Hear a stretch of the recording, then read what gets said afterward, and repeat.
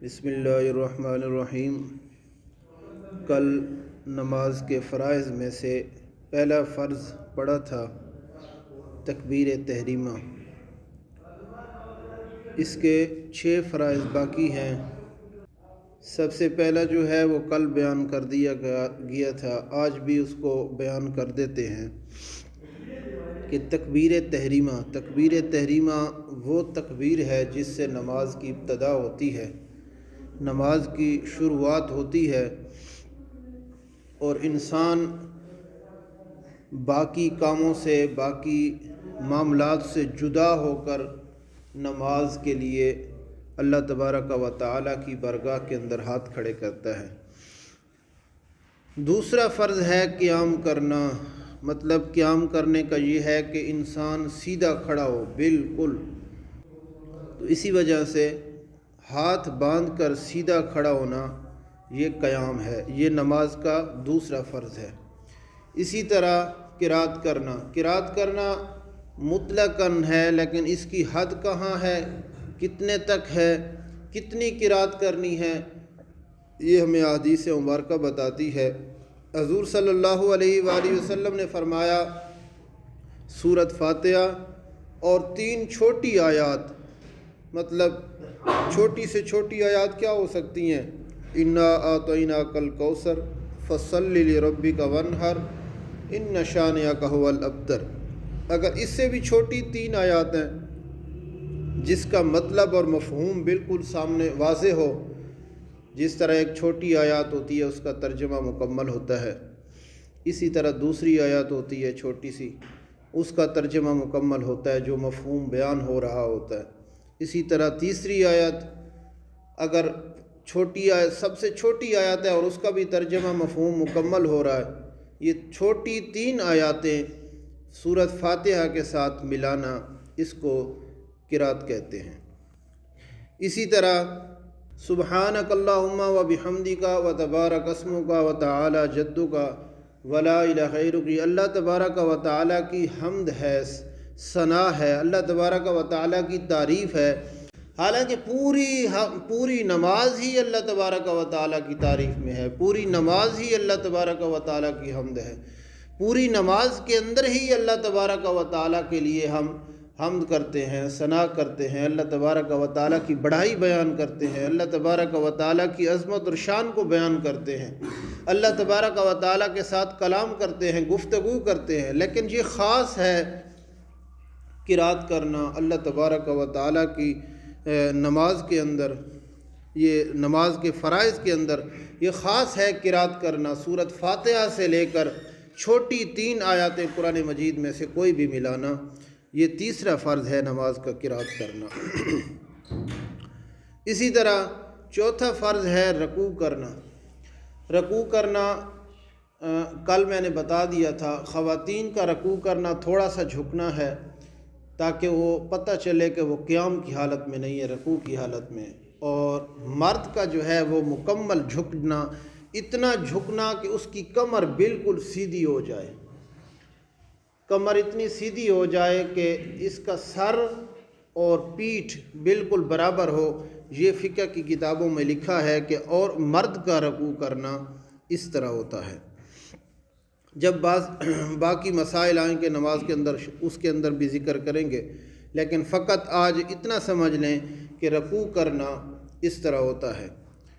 اور 5واں جو فرض ہے وہ ہے سجدہ کرنا ایک نہیں ہے، سجدہ کرنا 2، ہر رکعت کے اندر، ہر نماز کی ہر رکعت کے اندر 2 سجدے ہیں، ایک سجدہ نہیں ہے۔ مطلب یہاں پر جہاں فکر کی کتابوں میں آپ پڑھیں گے لکھا ہوگا سجدہ کرنا تو ایک ہی ہوتا ہے، لیکن ہر رکعت کے اندر 2 سجدے فرض ہیں۔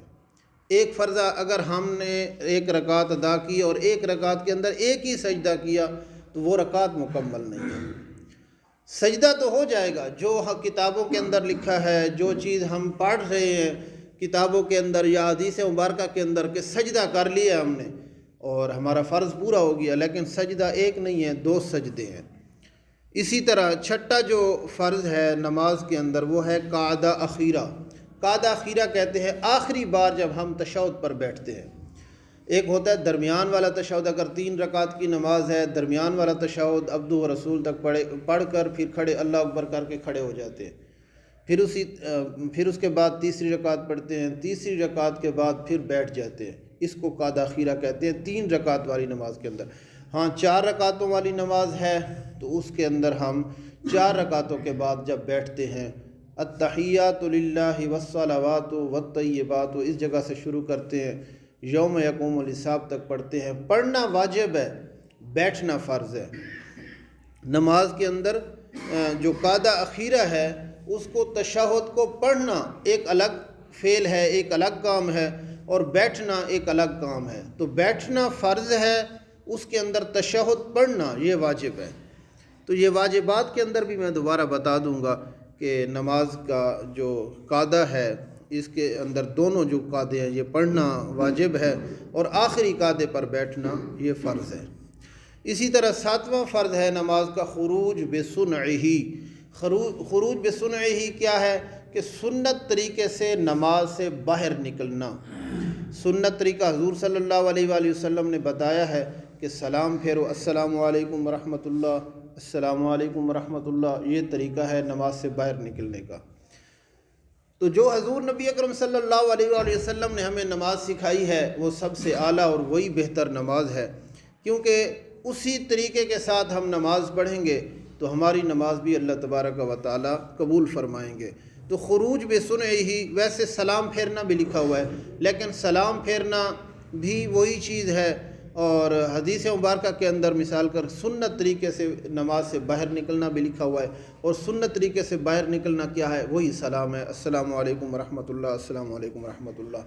یہ نماز کا ایک میں نے آپ کو ایک تھوڑا سا ڈھانچہ بتایا ہے، ایک سرسری سا تعارف کروایا ہے نماز کا، کہ نماز کے اندر کن چیزوں کا ہونا ضروری ہے، نماز کے اندر کیا کیا چیزیں ایسی ہیں جن کے اندر ہم وہ کام کریں تو نماز قبول ہوتی ہے، جو نہ کریں تو نماز کے اندر پورا فرض ہی ساقط ہو جاتا ہے، پورا فرض ہی ختم ہو جاتا ہے۔ جب فرض ہی ایک چیز کا ختم ہو جائے، ایک چیز اصل ہی سے وہ ختم ہو جائے، تو پھر وہ نماز کا ایک ڈھانچہ رہتا ہی نہیں ہے۔ مثال کر ایک عمارت ہے، اس کے اندر سے ہم ستونوں کو نکال دیں تو وہ تو کمزور پڑ جائے گی لیکن گرے گی نہیں۔ ہاں 1 2 3 دیواریں نکال دیں تو وہ عمارت کھڑی بھی نہیں ہو سکتی۔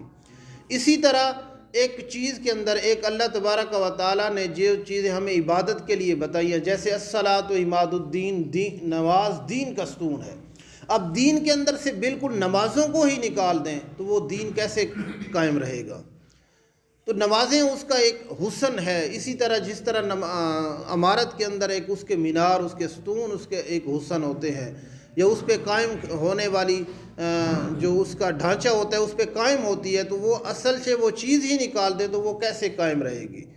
تو نماز کے اندر فرائض اور شرائط ایسی چیزیں ہیں، اگر ان کو ہم نکال دیں تو پھر نماز رہتی ہی نہیں ہے انسان کی، وہ نماز ادھوری ہے، بالکل پوری ہے ہی نہیں۔ تو وہ چیزیں ہمیں کرنا ضروری پڑ جاتی ہیں۔ جس طرح باقی عبادات کے لیے ہم وضو کرتے ہیں، وضو نہ ہو تو باقی عبادات نہیں ہے، نماز قبول نہیں ہے۔ اسی طرح نماز جنازہ پڑھنے کے لیے سب سے پہلے وضو کرتے ہیں، اگر وضو نہ ہو تو باقی والی پڑھی جانے والی نماز جنازہ بھی نہیں ہے۔ تو جو چیزیں میں نے آپ کو بتائی ہیں نماز کے شرائط اور نماز کے فرائض، انہی کے ساتھ نماز پوری ہوتی ہے۔ ہاں بعد میں آپ کو طریقہ بھی بتایا جائے گا، کیسے تکبیر کرنی ہے، کیسے رکوع کرنا ہے، کیسے سجود کرنا ہے، بیٹھنا کیسے ہے، تشہد پر 1 پاؤں بچھا کے سیدھا پاؤں کھڑا کر کے اس طرح بیٹھنے کا طریقہ ہے۔ یہ چیزیں انشاءاللہ نماز کے چھوٹے مسائل کے اندر آئیں گی، لیکن جو بنیادی مسئلہ ہے نماز کا وہ شرائط اور فرائض، ان کے ساتھ نماز پوری ہوتی ہے۔ ہاں واجب ترک ہو جائے تو پھر سجدہ سہو کے ساتھ نماز قبول ہو جاتی ہے۔ سنت چھوٹ جائے نماز کے اندر تو سجدہ سہو کے علاوہ بھی نماز قبول ہو جاتی ہے اگر سنت چھوٹ بھی جائے۔ اسی طرح مستحب میں سے کوئی چیز چھوٹ جائے تب بھی نماز قبول ہو جائے، لیکن شرائط اور فرائض کے علاوہ نماز قبول نہیں ہوتی۔ ایک مرتبہ میرے ساتھ فرض دہرائیں گے، پھر انشاءاللہ ہم آگے ایک چھوٹا سا مسئلہ روزے کا کریں گے، اور اس کے بعد انشاءاللہ تکبیر تحریمہ، قیام کرنا، قرات کرنا، رکوع کرنا، سجدے کرنا، آخری قعدہ پر بیٹھنا، یا قعدہ اخیرہ بھی کہہ سکتے ہیں، اخیری تشہد بھی کہہ سکتے ہیں، اور قعدہ اخیرہ بھی کہہ سکتے ہیں، اور خروج بسنہ ہی، یا اس طرح بھی کہہ سکتے ہیں کہ سلام پھیرنا، ٹھیک ہے۔ تو یہ 7 نماز کے جو فرائض ہیں، انشاءاللہ اس کے ساتھ امید ہے نماز آپ کی کچھ نہ کچھ بہتر ہو چکی ہوگی۔ مطلب یہ ہے کہ آپ تھوڑا بہت انشاءاللہ سیکھ چکے ہوں گے، اور ہمارے لیے بہتری بھی یہی ہے کہ انسان اگر پہلے سے تھوڑا سا بہتر ہو گیا تو اس کا آنے جانے کا، اس کی نماز کا ہمیں کچھ فائدہ ملے گا کہ اس نے کچھ مسائل سیکھ لیے۔ اسی طرح روزے کا ایک مسئلہ ہے کہ بواسیر کا اگر کوئی مرض انسان کوئی مبتلا ہے، بواسیر کی مرض میں مبتلا ہے، تو وہ تھوڑی سی اس طرح ہوتی ہے کہ وہ کافی ٹائم تک چلتی رہتی ہے۔ تو اس کے اندر انہوں نے لکھا ہے فقہ کی کتابوں کے اندر کہ وہ فدیہ دے، مطلب اگر وہ روزے نہیں رکھ سکتا، بواسیر کا مریض ہے تو وہ فدیہ دے۔ ہاں اگر وہ ٹھیک ہو جاتا ہے تو وہ فدیہ اس کا باطل ہو جائے گا۔ جب وہ صحت مند ہو گیا تو ابھی بھی رمضان کا مہینہ چل رہا ہے، مطلب اس مہینے کے اندر وہ مرض میں مبتلا ہے، تو آخری روزوں میں وہ ٹھیک ہو جاتا ہے تو اس کا فدیہ، پہلا دیا ہوا فدیہ باطل ہو جائے گا اور وہ روزے رکھنا شروع کرے گا، اور جو مہینہ ختم ہو جائے گا اس کے بعد وہ ان روزوں کی قضا کرے گا جو روزے وہ اس کے مرض میں گزرے تھے۔ بواسیر کا مرض، خونی بواسیر کا جو مریض ہے انسان، وہ پہلے روزے نہ رکھے، مثال کر اس کو روزوں کا مسئلہ ہے، روزے نہیں رکھ سکتا، بہت شدید تکلیف میں ہوتا ہے، تو وہ روزے نہ رکھے، اس کا فدیہ دے۔ اگر وہ اسی مہینے کے اندر ٹھیک ہو گیا تو پھر وہ فدیہ باطل ہو جائے گا، روزے رکھنا شروع کر دے گا، اور جو روزے اس کے نہیں رکھے گئے مرض کی حالت کے اندر وہ رمضان المبارک کے مہینے کے بعد رکھے گا۔ اللہ تبارک و تعالی ہم سب کو عمل کی توفیق عطا فرمائے۔